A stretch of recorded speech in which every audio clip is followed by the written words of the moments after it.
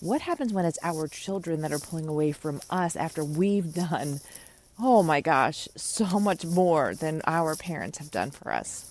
Hi, from my backyard, it's Simona, and today I want to talk to you about something I've been working on recently with a client, which is she is the adult daughter of an emotionally immature parent, and because of that, and this is so, of course, when we haven't had the opportunity to learn skills from our parents, relational skills, communication skills, and the after effects of not having learned those skills as a child, then inadvertently we may have leaked some of our generational material onto our kids as we were parenting. And now as they're young adults, as this client's working with, they are starting to create space or asking for their mothers to do the work. And the first thing I want to say about that, besides just ouch, that is so hard.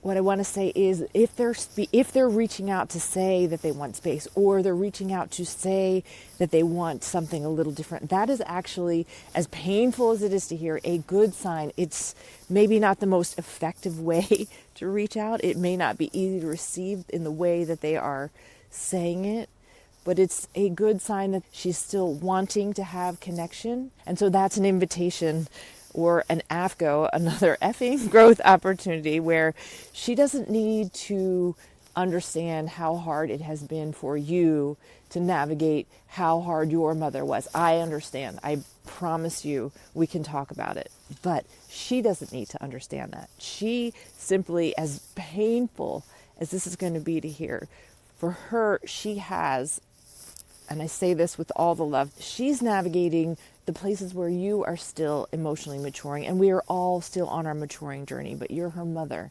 And if you, like me, believe that the river of nurturance flows downward, then even though it's unfair that you didn't have those skills modeled, it's heartbreaking because you've been working so hard to give your children, your next generation, something better than what you had, and yet we might not have gotten it all the way. And especially if we come to this work later, after we've already leaked some of our stuff onto our kiddos, it is not pleasant.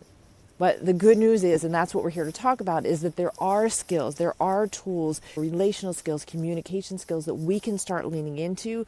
And we're going to be getting into some of those skills in the upcoming video series I'm about to do. But today where I want to land is a mindset tip, which is when we are faced with these excruciating feelings, sometimes it can be hard to hold all of it, which is we love our kiddos. We are here to launch them and support them in thriving forward. And our inner community between our own two ears deserves to be supported and nourished and nurtured. But it is our responsibility to support and nourish and nurture ourselves as we are holding them.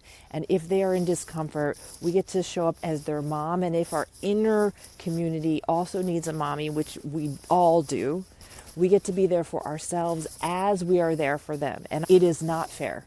It is not fair that we have to hold all of that. But if we want to stop these generational cycles, then that's what we're going to be doing. If this is resonating with you, I hope you'll stick around because we're going to be talking about those skills and tools in the upcoming videos. And if you're looking for immediate relief, check out SimonaVVH.com and book yourself a relief blueprint strategy session. I'll see you in the next video. Bye for now.